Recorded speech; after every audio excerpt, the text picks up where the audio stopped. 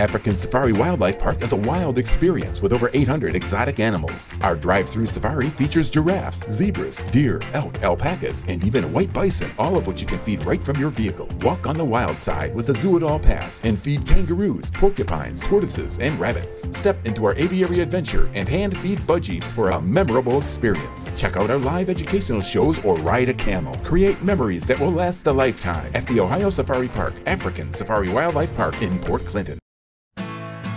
Nashville's coming to Jackson. Don't miss the Iron Man kickoff with Nashville's November Blue, playing their original hits, along with some country rock classics, live at Stockroom 601 on Thursday, August 19th from 9 to 11. Make sure you don't miss the BOGO Burger Special, keeping the kitchen open till 11 p.m. This Thursday at Stockroom 601, November Blue.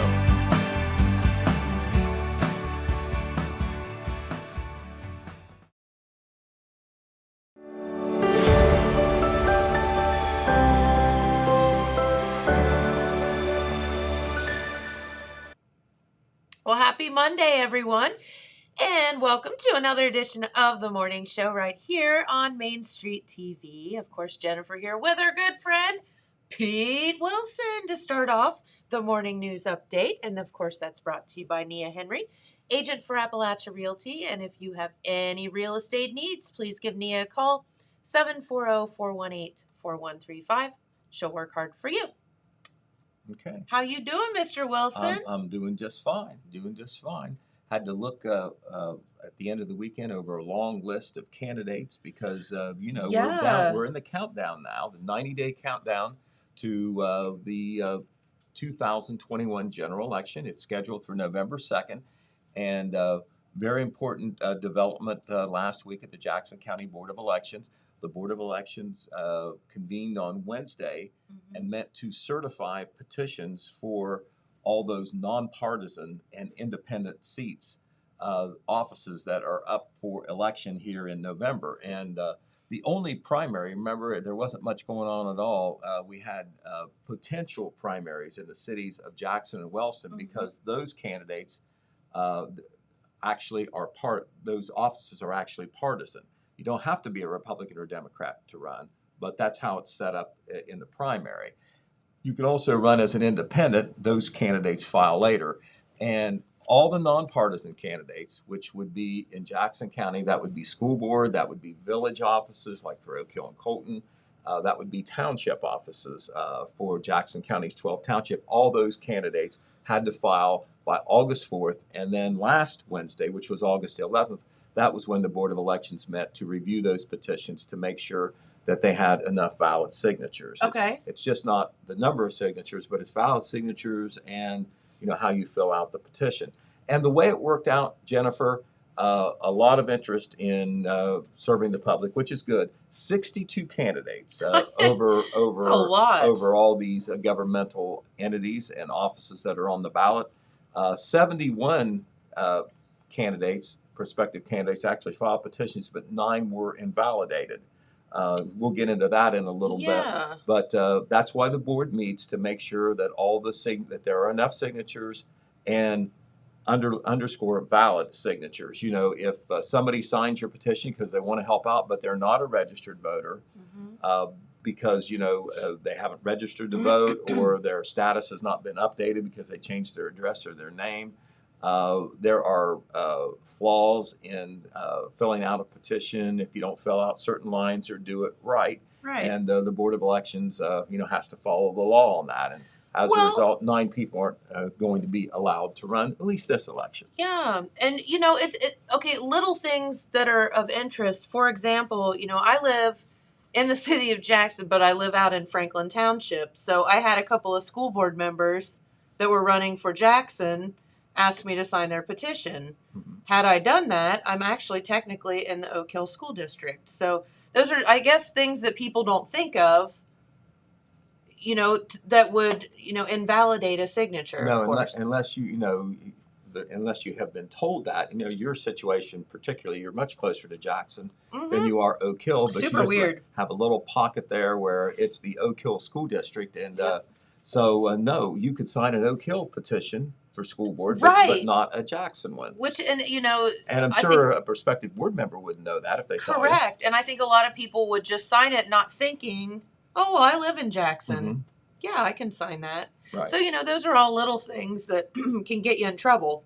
Absolutely. Not really in trouble per se, but Right. It would keep you off the ballot. figuratively. It would keep you off the ballot. And if you signed a petition for a Jackson school board member unknowingly on both ends, that wouldn't invalidate that petition alone, but your signature wouldn't count. Right, my signature And wouldn't so count. let's say you need 50 signatures and you only got 50, you don't have much comfort zone there. That's usually Exactly. one of the secrets, or that's not really a secret, but that's one of the cautionary things that you can do. Make sure you have more than enough. If you So- need 50, get 100. So that because Yeah. when someone signs a petition, they're trying to help you, and they may not realize their voting status or lack of voting status, and Yep. it can be critical, obviously. You're right. But anyway, let's go down who some of these candidates are. I know there's lots of information or lots of interest in that, and we do have in our print edition of the Saturday paper.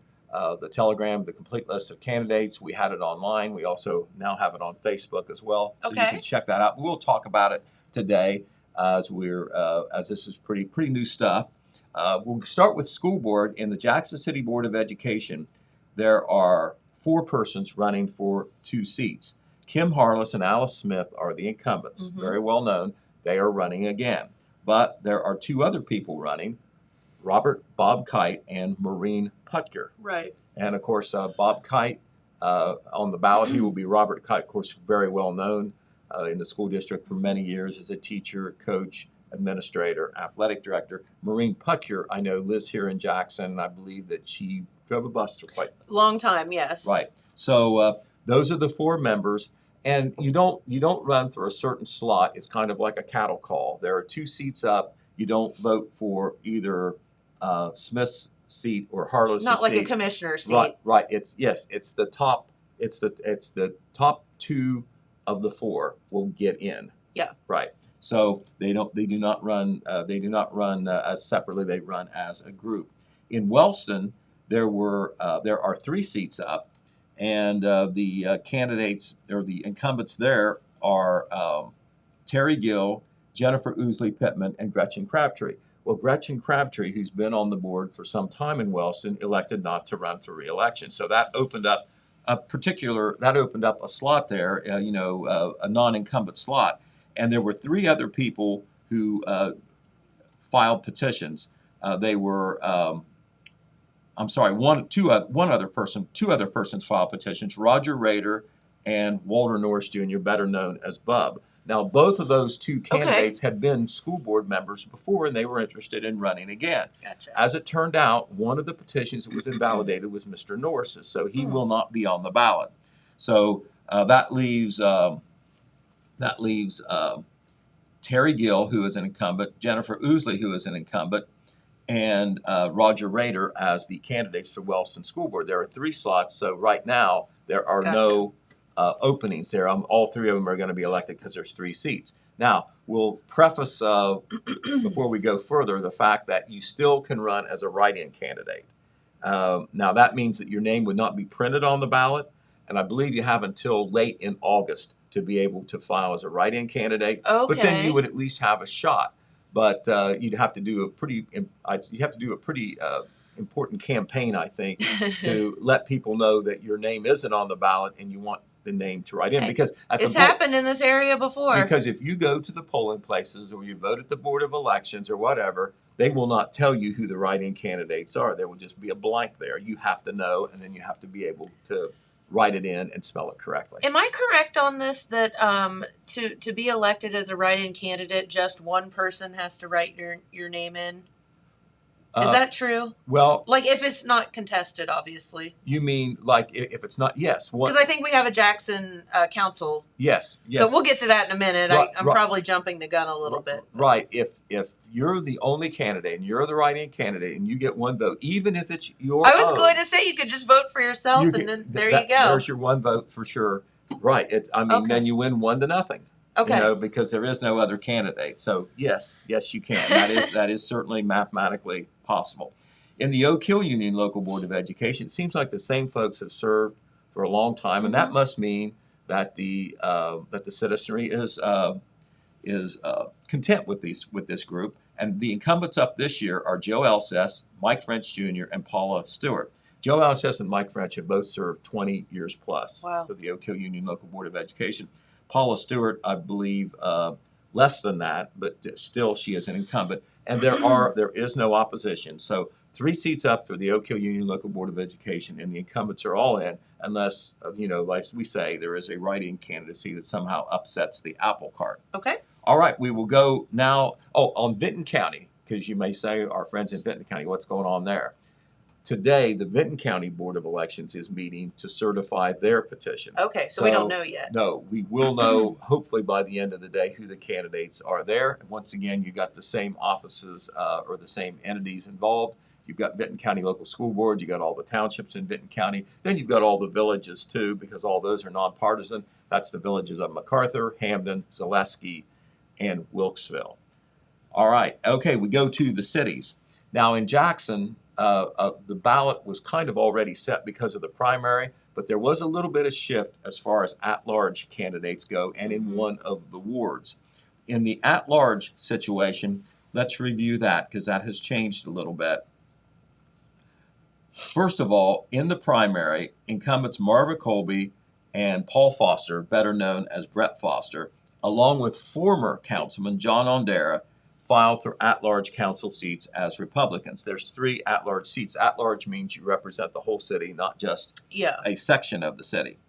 Okay. However, there were independent candidates that were approved. Their petitions were approved here in this last meeting at the Board of Elections, and Dan Call and Barbie Britton McCatherine are both independents. So that means that there will be 5 candidates running at large on the ballot with their names printed on the ballot. With 3 to be elected? With 3 to be elected. Okay. Now, to further thicken the plot, there are 2 candidates running for at-large who are write-in candidates.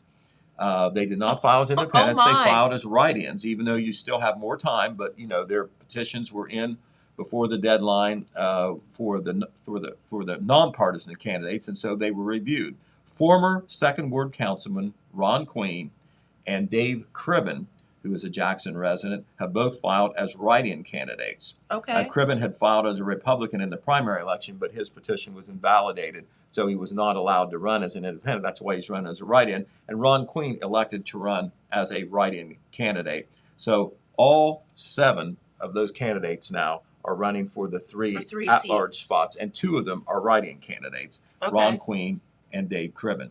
So 3 Republicans, 2 independents, and 2 write-in candidates. Okay, the only other change in the city of Jackson was in the 4th Ward. The current 4th Ward councilman is Pete Bopp.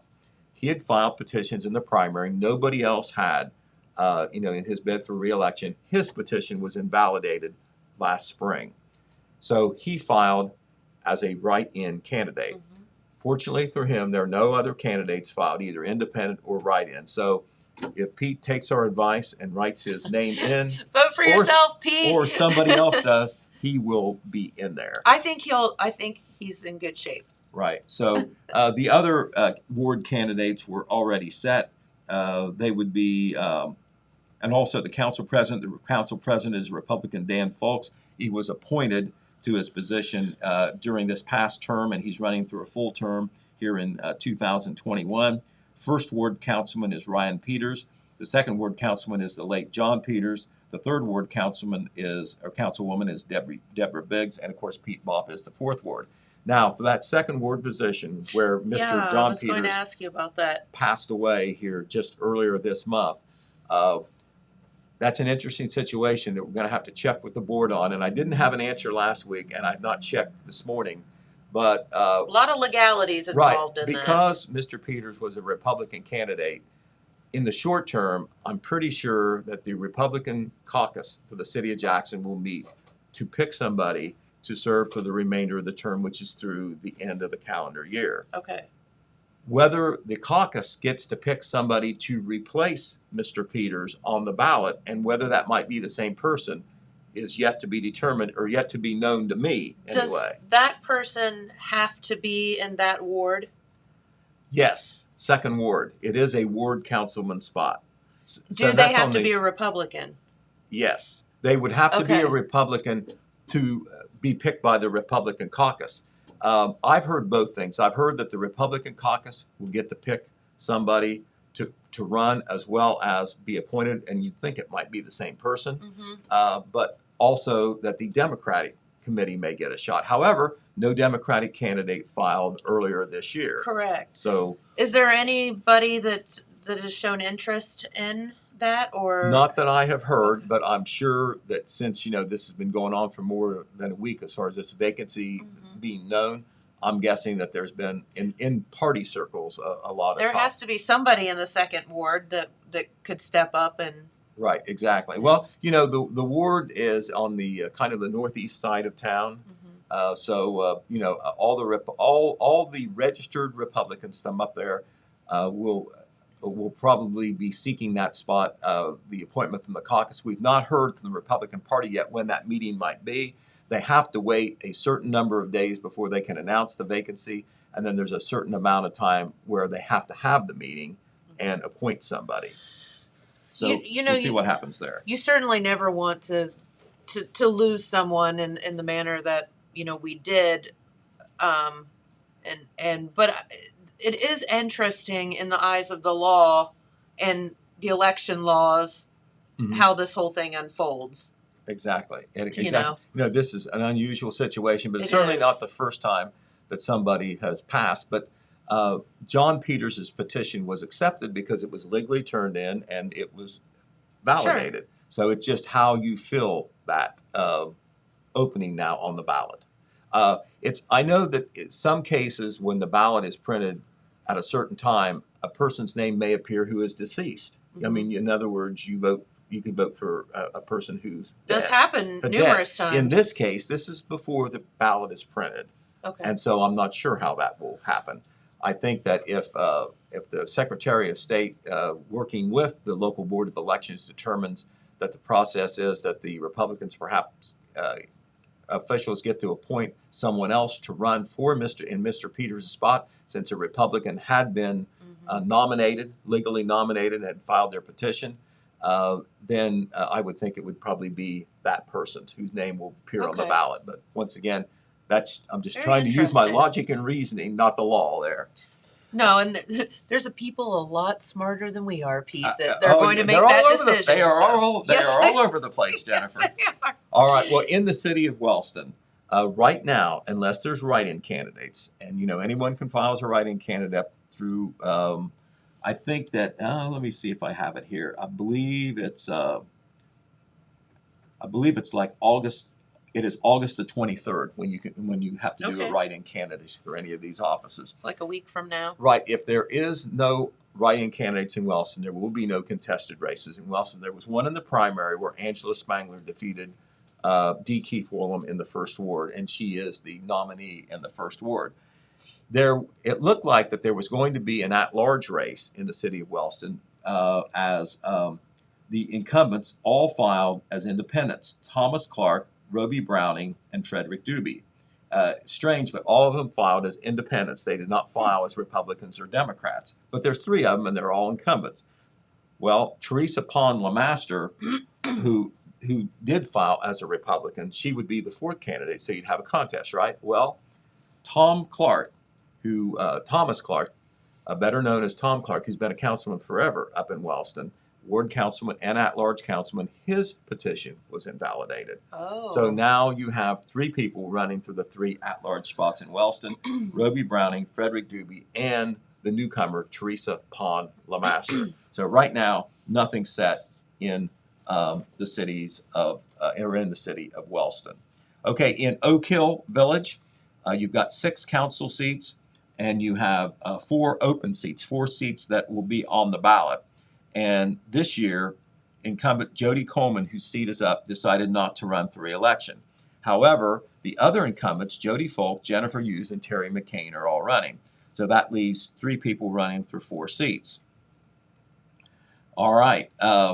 There were 2 other candidates who wanted to run, but they did not. But their candidacies were invalidated. Zachary McCain and John Love.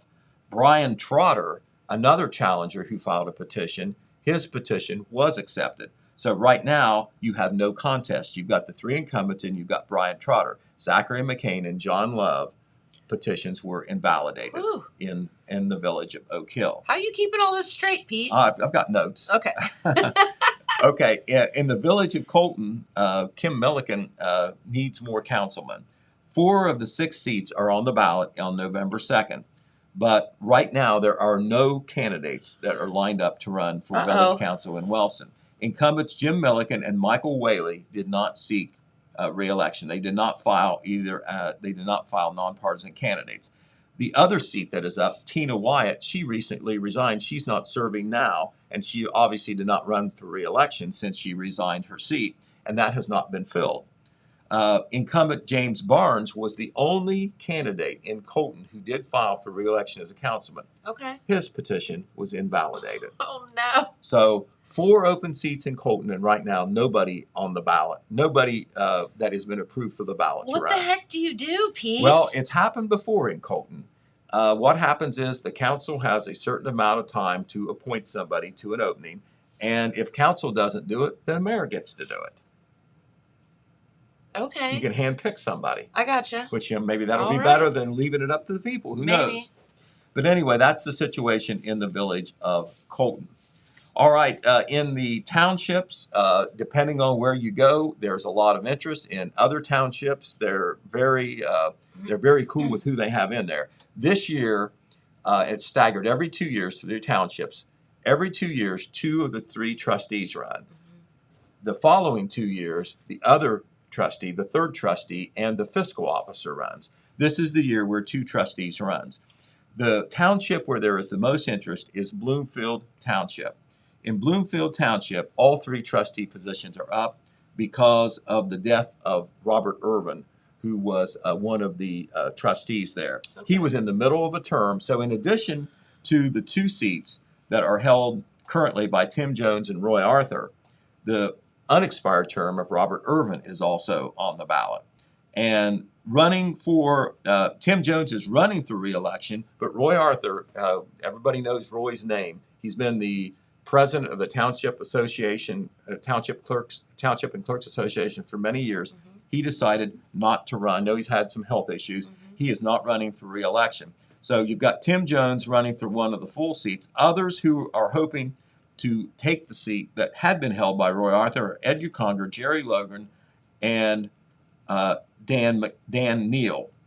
Hoping to fill Irvin's unexpired term are Kurt Arthur, John Campbell, Richard E. Irwin Jr., Brian Leach, and Basil R. Ware Jr.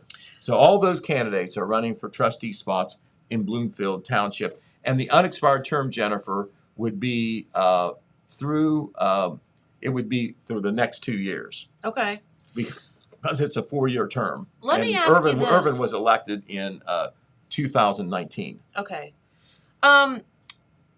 Well, and you'll get to Franklin. That's where I live, and I'm I know getting there's there. a lot of interest there too. But why is there so much? Do they get paid well or something? Because there's always so much interest in candidates in these township trustee races. Okay, well, I think one of the big draws outside of just wanting to serve, sometimes you have a professional person who kind of does it on the side. It's not necessarily a full-time job. Mm-hmm. Sometimes you have somebody who is retired that is still able-bodied and they take an interest in it. They're very active. They might even get in a truck and do some work. Exactly. Sure. But I think the big draw is the fringe benefits. There is a salary to be a township trustee, and depending on how hard you work, it may be a good per-hour deal. All right. But the big thing is, you have great fringe benefits. Health insurance is a big cost for Gotcha. people. That is a Okay. big thing if you're in private business and you're by your lonesome there. How do you pay for health insurance for your employees and for yourself? It's a big deal. And so also township trustees, that's part of the pension system. If you do it for a long time, that helps your retirement payments and like that. Okay. But between wanting to serve, the public service aspect, people maybe wanting you to do it, and the remuneration, the salary and the fringe benefits, those are kind of the draws. Gotcha. The salary for a township trustee and fiscal officer, unlike some of the other set salaries, is based to a point on the budget of the township. So, the more money the township spends because you got money coming in, I guess the ORC, the Ohio Revised Code, the people that wrote that figure that, it's a more of a responsible deal. Okay. And I can't tell you exactly what a township trustee gets paid because it can vary. But there's a few benefits involved, and that might be why you see such interest. That makes sense. All right. Well, in Cole Township, 2 incumbents are running again, and nobody's running against them, Bob Davis and Shane Smith. They are unopposed. In Franklin Township, a little bit of a shakeup there, Jennifer. This is home territory for you. Yep. Gregory Farr and Jack Webb are not seeking re-election. Both of them are the current trustees. So the 5 candidates hoping to win their seats. So obviously 2 incumbents not running that have been popular. Now you got a lineup of people thinking, I got a shot. Aaron Fannin, Scott Fraley, Brian Moore, Todd Riggle, and Todd Smith are all running for trustee. Justin Farr wanted to run for trustee, but his petition was invalidated. So 5 candidates running for 2 slots in Jefferson Township. Franklin Township. Yeah. We'll get to Jefferson. Yep. In Hamilton Township, incumbents Dale Cox and Delmer Reed are running for re-election. They have no opposition. They are, once again, the incumbents. In Jackson Township, there is a 3-man field for the 2 spots. Frederick Powell is the incumbent, and the challengers are James Croston Jr. and Vernon Speakman. Robert Skurlock, who's run out there before in Jackson Township, sought to be a candidate again, but his petition was invalidated. We'll get to that discussion here in just a second. Incumbent Bill Snow did not seek re-election for whatever reason. Okay. In Jefferson Township, Dwight Woods and Brett Shipman, they are the incumbents. They're running for re-election. No opposition. In Liberty Township, same deal. Incumbents Kevin Meredith and Bill Rafferty are seeking re-election. No challengers. Same thing in Lick Township. Sean Sexton and Steve Willis, they're the incumbents. No opposition. Now in Madison Township, a little bit of a change. Greg Potter and Dennis Evans are running for re-election. However, they are facing challenges from Gregory Farr and Corey Ruby. Now, Greg Farr is the trustee in Franklin Township, but I believe they must have moved? They moved. Oh. And now he's running in Madison Township. Now, Gotcha. The Board of Elections did not provide me with that information, but I think I'm correct on that. We're just putting 2 and 2 together here. I think I'm correct on that. Yeah. Todd Smittle would have been a 5th candidate for Madison Township trustee, but his petition was invalidated. Okay. All right, in Milton Township, James S. Hollingshead and Philip Thompson, they are the incumbents. They are running for re-election. They will have to fend off a challenger, though. Charles Davis is the 3rd candidate. In Scioto Township, James S. Leonard Sr. and Aaron LeMaster are seeking new terms as trustee, but the field also includes 2 others, Brian H. Durham and Terry Trish. In Washington Township, incumbents Davey Atkins and Jeff Bates are both seeking a new term. These are 4-year terms, by the way. However, Kenny L. Jones will make it a 3-man contest. Tom Jolly wanted to run for trustee as well, but his petition was invalidated. Okay, we got that line down. So there are your candidates in Jackson County. I'll come up to Brett. You say something now. Woo! I'm just going to say, Pete, this is it's been a long time since I can remember this many candidates running in a local election, but we were kind of tongue-in-cheek doing the petition was invalidated thing. And, I asked Pete off the air, I said, I don't ever remember a time when I've seen so many petitions be invalidated. I mean, it's just, and they can be invalidated for like a myriad of reasons. You don't, the signatures aren't correct. You haven't filled in something properly, whatever. But it just so happens that there's just been a lot of petitions this time that, someone didn't sign the second page or, whatever. Right. Well, you get instructions on how to do it. And, a lot of people are doing it for the first time. The attention's in the details, I suppose. Right. The devil's in the details. Exactly. And, it can be intimidating. In an effort to be fair but firm with everybody, you can't have any slack in there. You've got to fill out that petition right. And, a lot of it does have to do with having, the sufficient number of registered voters on your petition. But then there's also technicalities in how you fill out the form that can trip you up as well. Sure. And so you just need to look at that very carefully if you're a first-time candidate. And even if you've done it before, attention to detail always. It's the old check it twice, 3, 4, or 5 times, before you Right, or turn you it in. may be waiting till next year to run for Correct. something else. Correct. All right, well, we'll switch now to COVID-19. How's that sound? Oh, goody. I can't wait. All right. Well, I tell you what, I looked at the CDC map this morning, that's Centers for Disease Control, about the current COVID-19 transmission spread across the country. And this is not about Republican, but the map is a sea of red. There are only like 4 or 5 states in the entire country with what they call a substantial spread of COVID-19. All the other states are high. Ohio is one of those states high. I know there's been a lot of news out about how bad it is in Florida, and Texas is bad as well. But almost every state in the union has a high transmission of COVID-19, and it is either known or suspected that it is the Delta variant that is at work there. If we go locally there, and James has it up there on the screen. If you're if you're interested, if you're watching, on our Facebook feed, you can see that almost all the counties in the state are red, and that includes Jackson County, which was red last week, but Vinton County, who was orange, which means substantial, they're now red as well. The only county there Who's that close orange one? that's Athens County, I believe, isn't it? That's Athens County.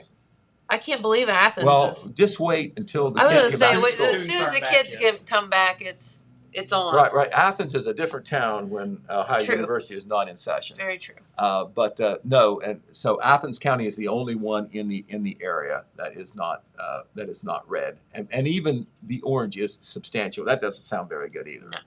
So obviously we our own Trevor Bailey, our staff writer, had a interview with Kevin Aston last week about the COVID-19 and the update, and he says that statistically, empirically, he can't say how many of the new cases that are taking place now in Jackson County are the Delta variant, but Sure. it's likely that it Many is are. playing a big role. Nationally, I believe the CDC is saying that 75 to 80% of the new cases are laid at the doorstep of the Delta variant. Pete, and listen, we all lived this last year when, the world came to an end and everything got shut down and whatever. And people, that is still so raw to folks that they are so terrified that that's going to happen again. Have you gotten any indication from anyone that you talk to that, either nationally or locally or statewide that, we might be looking at another shutdown or, mask mandate or any of that? I get asked that question, 20 times a day, and I don't know how to answer it. So but just listening to the news from the state, local, and national sources, I think obviously it's going to depend on how this thing goes, how many more cases there are, how widespread it is, how many people are getting sick, hospitalized, and dying. That can obviously change what is happening now. Right now, the key factor is that everything is just a recommendation. And if there was a recommendation a year ago, I think it would be treated differently than what it is now. We've been through this thing. We were through the worst of it, earlier this year. Yep. And we came out of it. It got better. There was what you could call fatigue over the whole thing, as 100%. well as a lot of hurt. And right now, nationally, and the state has reflected this. They are reflecting the fact Governor DeWine and locally Kevin Aston, the health commissioner in Jackson County, is all repeating this. They are stepping out and using their microphone saying the CDC recommends, the CDC recommends. Well, until the CDC mandates, I don't think you're going to see something happening state or locally unless it gets a lot worse. And I guess that's kind of my, this is not political. This is Jen's opinion on this. I do not think that our government, governor or health officials want to do what we did before. They No. do not. No, I don't The think anybody last wants thing to do they that. want to do is to mandate anything. So let's all just be smart and good little kids and do what we're supposed to do. Right. Now this being Again, that's my opinion. right. This being said, okay, highly recommend, strongly recommend. You're hearing those words and phrases.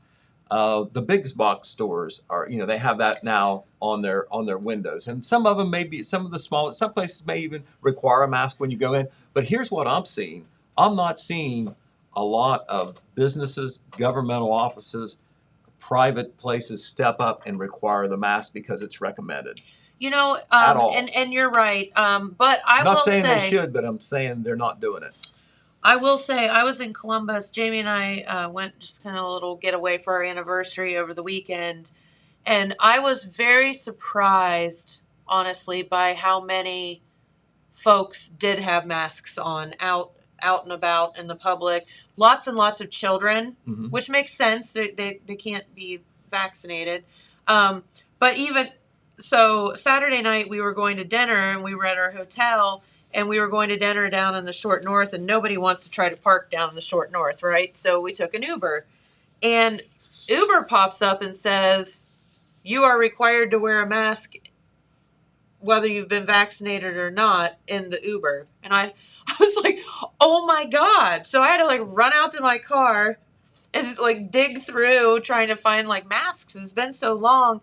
And honestly, both of our Uber drivers there and back said, we don't require it. It's something that Uber asks, but we don't care because we have all been vaccinated and whatever. So I thought that was an interesting... right. It's like there was an official position, but then it wasn't enforced. Correct. I think you're seeing some of that too. Correct. So, it's kind of, I feel like in Columbus especially too, it's just much more accepted. I mean, you're seeing still a lot of masks out there. I will say that. Right. I don't think you're seeing them that much here in Jackson County. Not as much, but we also spread out so much. No, we do. We have room to roam here. When you're in the Short North and you take 2 steps and you pass 100 people, well, you kind of understand. This is just a little bit of a microcosm, but I think it maybe is a correct one if you extend it a little bit. At the Vinton County Local School Board of Education meeting last Monday on the 9th, and then at the Jackson School Board meeting that was on the 11th, you had some major debates there. You had people showing up. Yes. And if you count the people who were for the mask or against the mask, much stronger against the mask. And it's against the mask in general, and especially when you're involving young children. And I think that is an indicator of how people feel about having to wear the mask, even the ones who may grudgingly say that they may become necessary. Yeah, they don't want to really have to do it unless it gets to, a really emergency situation. Well, and I think the word choice is key there. I think people want the choice. They don't want to be directed to do something. No, and they believe, you've seen this, that many parents believe that they ought to have that right. It's my child. I gave birth to it. To their own child. And then you have the other school of thought that says, well, I don't want your child infecting my child. Correct. It's just not just about you. That's a compelling argument as well. And again, listen, there's no playbook for this stuff, man. We're just going with it. Right. And then you have all the statistics that show that kids, and they're not impervious, obviously, to COVID, but they're not nearly as effective. I saw that I saw this morning the CDC had released something that basically this Delta variant, it's between 19 and 29 are just getting nailed right now. Some of the younger people. Bad. They're by far the highest group. Right. And then there's this thing to make the waters even murkier. Or it might have been 39. Anyway. Well, to make the waters even murkier, there are people who have been vaccinated who have gotten COVID. Maybe not a lot, but some. And then the comeback to them from the pro-vaccination crowd is that if you have the vaccination, it will probably keep you from getting it. And if you do get it, it will be much milder. Now, I don't know whether that's a proven scientific fact or not, or it's anecdotal or a theory or what, but I do know people here locally who have got COVID who had the vaccination. You're right. They just announced this morning. I know Carnival got themselves into a little bit of trouble, cruise lines, because they had a ship that went out and I think they had 16. It was like roughly 20 people that tested positive. One of them, all of them were crew, but one, and like half of them had symptoms and half of them didn't. But they didn't tell anyone. Right. So they're out bobbing around the ocean, didn't tell anyone, and all these people had tested positive for COVID. So I'm not sure about this, but they had all been vaccinated. Right. So all of them but one was a crew member, which obviously they've been vaccinated. And so anyway, who knows? Right. It's hard to know. It's hard to know for sure when you have it's confounding when you go to the doctor, you want to get well. Maybe you go to two doctors and one tells you one thing and one tells you, and you count on those people to know what to do. Correct. And they're not sure what to do. And sometimes it's subjective, yes. Yeah, it is. That's a troubling thing. Now, locally, other than the recommendations coming down from on high and what individual entities do about it, there have been some things happen here. I know that Jenkins Care Community, one of the larger nursing homes, has changed their visitation rules. You can do a visit in the room there where, you just have one-on-one. You can't have more than one person in there other than the resident. That's changed a little bit. They will not allow the meetings with residents in what they call the Great Hall, which is one of their large rooms where they've had meetings before, or even out on the patio. That they hope that is just temporary, but they've moved back to be just a little bit more restrictive. The Welsh American Heritage Society announced last week that the 2021 Gamonfa, I can say that right because I've been an editor here for many, many years. That's a Welsh name. That is their big gathering that they have in the fall. And there was to be a big gathering at the Welsh American Heritage Museum in Oak Hill for this year's Gamonfa. And that has been canceled. Jeannie Gendra, who is the director of the Mad Dog Center of Welsh Studies at the University of Rio Grande, said that due to the inability of social distancing in a relatively small building, along with other concerns about the COVID-19 Delta variant, the board felt it would be best not to have the Gamonfa this year. And that's all the way in late September. Of course, people make travel plans early. They come from outside the county to that. They do hope to, of course, be back in 2022. Also, the Disabled American Veterans here in Jackson canceled their bingo on Sunday night. They have a fairly big meeting room, but the bingo is popular. It is. They count on that for their funding, but they thought out of an abundance of caution, they needed to cancel at least last Sunday's bingo. So, we'll be watching things carefully. All right. It was a big weekend at Wellston High School because they're picking royalty for the 2022 Ohio Hill Country Festival. Not to be confused, the Little Miss contestants that were picked on Friday night and the Junior Miss contestants, finalists, which were picked on Saturday, are not for this year's festival. They're for the 2022 festival. So, they know ahead of time who that royalty is going to be, and they can actually crown them on the final night of this year's Coal Festival. Not Coal Festival now, the Ohio Hill Country Festival. They changed it. It used to be the Ohilco Festival, and then it was the Coal Festival, and now it's the Ohio Hill Country Festival, presented by the Ohilco Society. Which was what Ohilco stood for, so now we're confused. Right, okay. Well, anyway, the Ohio Hill Country Festival is September 7th through 11th. The easy way to remember, it's always starts the Tuesday after Labor Day and runs through the following Saturday. But last Friday night, they picked the Little Miss finalists for 2022, and there they are. Yes, and these are the little girls from left to right seated. If you're watching there on your monitors, your computers, or your tablets or whatever, it's Sophia Smith, Sloan Hutchison, and Amy Fenwick. The back row are Kirsten Wheatley and Presley Childers. Now, those little girls, the 5 finalists, I believe there were 12 candidates. Those little girls will advance to another contest, Coal Festival, or Ohio Hill Country Festival week, 6 p.m. Thursday, September 9. It'll be then taken down to 3 finalists, but they will determine the Little Miss, the first attendant, the second attendant, but they are not going to tell you until the final night of the Ohio Hill Country Festival. Gotcha. Okay. In the same way, on Saturday night, the Junior Miss people had a contest. 3 finalists were named, and we're going to show you them too here in just a second. We're not going to show you here in just a second. Oh no, here they are. Here they are. The 3 girls on the front are the new 2022 Junior Miss finalists. The girls on the back row are the current Junior Miss royalty who will serve this year's festival. So let's go down their names. In the front row, seated are Shelby Smith, Kennedy Cardwell, and Erilyn Dupree. And these girls are kind of like in the age category of 11 to 13. Mm-hmm. And then the back row, the current royalty are the second attendant is Maggie Lambert, the current Junior Miss is Maisie Wyatt, and the first attendant is Hannah Peterson. Okay. All right. And so there will not be any secondary contests for those girls because they're down to 3 finalists. The Junior Miss, the first attendant, and the second attendant will be announced on Saturday night of the festival. It's the very last thing they do, about 10:30 p.m. is when it's scheduled. Late night for the girls. Yes, it is.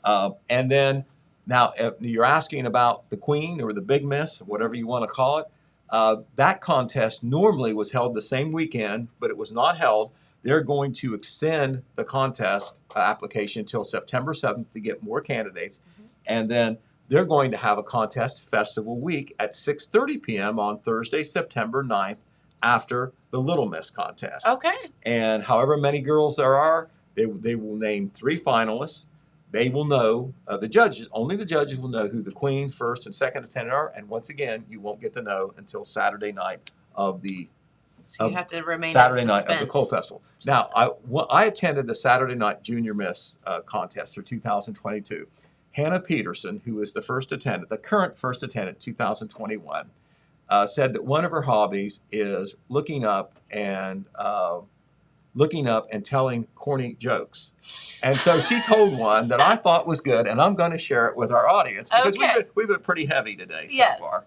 All right, so here is your question. I want to see if you can get it, Jennifer, because you are smarter than the average horse queen. Oh. All right. Okay, here it is. All right.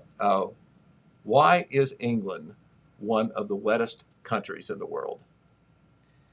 Why is England one of the wettest countries in the entire world? And if James knows, he can answer.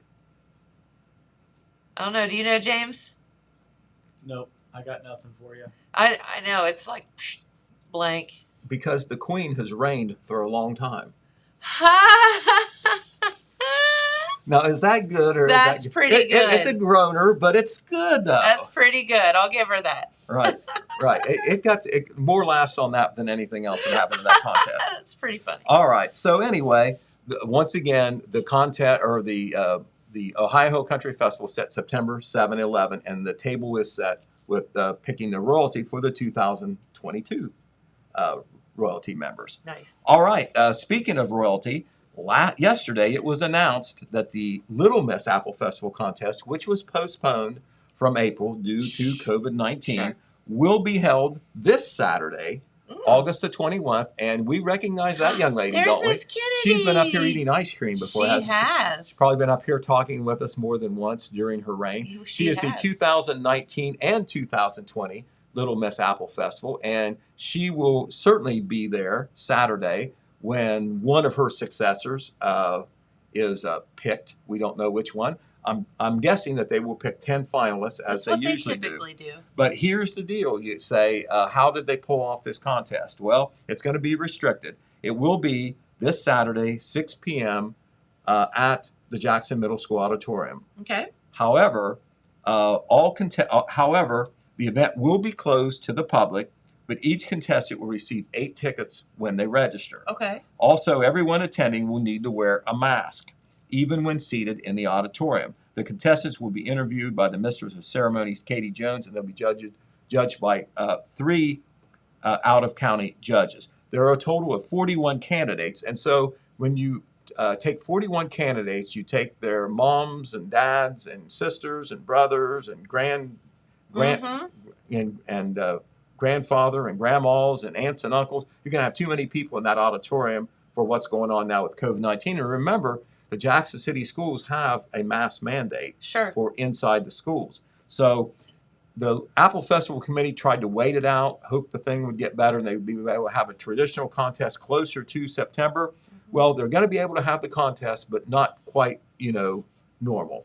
Hey, why not? Remember the regular Apple Festival contest, the big girls, they had that back in April, and it was restricted. Same way with the limited attendance, a certain amount of tickets issued to each of the eight contestants. So anyway, Little Miss Apple Festival contest will be once again this Saturday at the Jackson Middle School Auditorium. Of course, we'll be there to cover it, just as we were the Junior Miss and Little Miss contest of the Ohio Hill Country Festival. And the Apple Festival, of course, September 21 through 25 on the downtown streets of Jackson. We'll be reporting a lot on that as well. All right, moving on real quickly.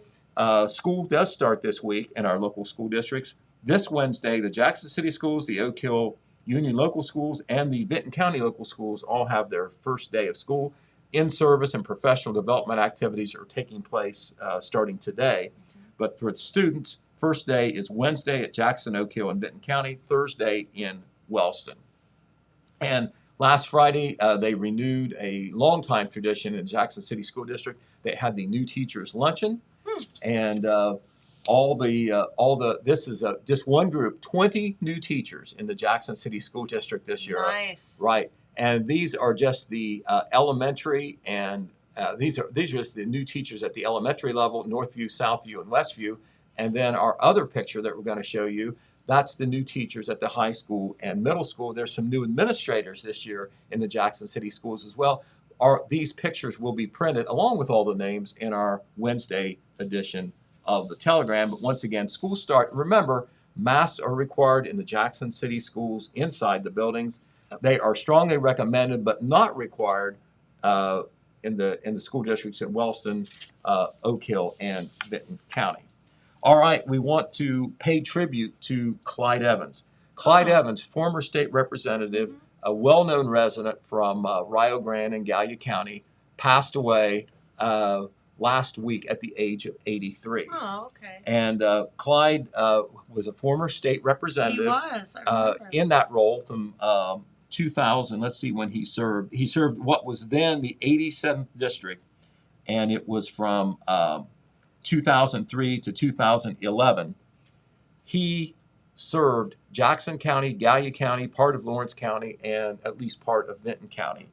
And he ran for state senate after that, was defeated. That was his end of his political career. However, he was Mr. Rio Grande. He served in many positions at the University of Rio Grande, including professor of psychology, athletic director, director of student affairs, vice president of development, provost, and a board of trustees member. 55 years of his life in leadership positions at the University of Rio Grande / Rio Grande Community College. And from a personal level, of course, me being around the press as long as I have, Clyde Evans, just a gentleman from head to toe. And that was a long way because he was a big man. He was very tall, drink of water. A very nice man as well. And so we do mourn his passing. Everybody like Clyde Evans, one of the more easily electable persons from our region. He always ran very well in the 87th district. He was also very active in many things in Gallia County and in the village of Rio Grande where he lived. All right. Unless the weather holds them up or something changed since I talked with city officials last week, paving will begin in the city of Jackson today. 9 different streets will be paved. They're going to be doing them all together successively. I'm not sure if they're going to all start on all 9 streets today, but the paving process on those 9 streets will be going on starting today, weather permitting. It may be frustrating, but it will be nice when it's done. Right. Certainly, that is one of the main that's certainly one of the main benefits from that city income tax, which you may not want to pay, but you will be benefiting from some smoother streets in Jackson. Remember, paving is expensive. They can't pave all those streets in 1 year that have not been paved all these other years, and so Randy Evans will be the mayor will do a paving program each of the 5 years that the income tax is in place. It was passed as a 5-year thing, so it would have to continue. If it gets passed again for another 5 years or however long, they'll continue paving until they get it all done. But he says it will take longer than 5 years. Okay, we want to salute once again the Wellston High School Art Club and their teacher, Jacob Dawkins. They have completed a second mural. They're still painting. Isn't that pretty? Look how good That's that is. at Ray's Appliance Building there in downtown Wellston on the side of the building. Very pretty. That was designed by Grace Plummer, who is the art club president. And I know Mr. Dawkins, who is the art instructor and the advisor for the art club, that he certainly had a lot to do with that as well. So congratulations. That is mural number 2. Good job, guys. Also, we want to promote this weekend the James A. Rhodes Airport Jack Stone Memorial Fly-In. That is going to be Saturday. That was just announced last week, but we want to get the word out on it because there aren't a lot of events out at the airport, and it's very important to support the airport. Yeah. Not just for the people who use it, which may not be a great number, but it's very important as an economic development thing. Not just for these recreational flyers, but for the companies that want to be able to fly in close to where they have a plant. You've got Bellisio, General Mills, etc. Sure. It's very important for their executives to visit from Minnesota or wherever to be able to have easy access. And that can be a determination when a company decides whether to locate in a place, how easy it is to get to for them when they visit. That sounds like a small thing, but that can be a big thing. No, it's a big But anyway, the the James A. Rhodes Airport's Jack Stone Memorial Fly-In, named after the longtime airport manager Jack Stone, will be this Saturday, 9 a.m. Starting at 9 a.m. There's going to be a fly-in, different planes flying in. There'll be a pancake breakfast. There'll be a public display of the airplanes from 11 a.m. to 3 p.m. There will be aviation units from the Ohio State Highway Patrol and MedFlight. Their helicopters will be there. There will be concessions there as well. And I believe that you're going to also have the chance to ride in some old classic automobiles too. Nice. There. That's kind of a side thing that one of the auto clubs is going to be doing. Hey, you had me at pancakes, man. Right. So you have all that going on out at the airport. You know where the airport is. I do. It's off the beaten track a little bit. You can get to it from State Route 93 or off Hanley Road there, where you live. But that is this Saturday, and no admission, so it should be a great day out there this Saturday. We'll tell you maybe a little bit more about that on Thursday. Also, it's been hot lately, Jennifer, and so the city of Wellston has come up with an adjustment for their garbage men. They're going to start the garbage route earlier each morning. As a matter of fact, they're starting at 6 a.m. starting today, and they're going to continue this indefinitely while it's hot. That will get the guys out starting early when it's not so hot, and they'll get done before it turns into 90 degrees. So what that means for the customers is put it out very early, maybe the night before might be the best thing to do. That is in the city of Wellston only right now. So there you are. There you go. Okay. Well, yeah, that's awesome. And of course, Pete, always full of it on Mondays, and we appreciate you spending your Monday with us because I know you're a very, very busy feller. Okay, well, we'll go down and do some other work on that Wednesday paper. And speaking of the Wednesday paper, we want to tell you that we will have a football preview in that edition. It'll be one whole section of the paper. It'll be previews of our 4 high school football teams, which of course we'll be following all year on the newspaper, on the radio. We'll talk about it on TV. But a lot of information about the teams will be in that Saturday paper. Todd Compton and Red Thompson Jr. have been keeping long hours getting ready for that, but that will be part of Saturday's paper. That's a lot to cover. Exactly. For sure. All right, well, I will exit stage right because I know you want to tell them that's going to rain. I know you don't want to tell them it's going to rain, but it's your duty. Do I have to? It's your duty. All right. Thanks, Pete. All right. All right. And, of course, Pete's Morning News Update brought to you by Nia Henry, agent for Appalachia Realty. If you are looking to buy or sell, give Nia a call, 740-418-4135, and she'll work hard for you. All right. Yes, as Pete mentioned, the weather forecast is looking, a bit wet for, a really long time. So, the good news is cooler temperatures in the forecast. The bad news is if you are not a fan of rain, we'll see. Kind of looks like, 100% chance of rain today. I know it was raining when I came in this morning. Highs today only around 79 degrees. Tomorrow on Tuesday, about a 70% chance of rain, highs around 80, and then so on and so forth, getting up into the mid 80s by the end of the week with that 50-50 chance of rain. But the good news is I'll take 85 over 95 any day of the week. So there you go. All right. Well, before we get out of here for the day, so our sweet intern Jenna is finished here at Total Media, and she is getting ready to go to college, which means that poor James has to come back and run and push all the right buttons. But James, you got to go to the zoo on Friday, right? I did. Was it so fun? It was pretty fun. Did you take pictures? We did take some. Can you show some? Well, why don't we hold off on the zoo pictures for tomorrow? Okay. That'll give us something to talk about tomorrow. Yes, and you got to take your sweet nephew, so Yeah. that's so good. So we didn't ride a camel. They had camel rides there. They did. Yes. But the highlight for my nephew, who's almost 3, was feeding the giraffes. I could see that. Giraffes are cool. Yeah. Okay, well, we will save all of that fun stuff for tomorrow and show you some pictures at the zoo and James's experience as well. So, How to feed a giraffe. how to feed a giraffe 101.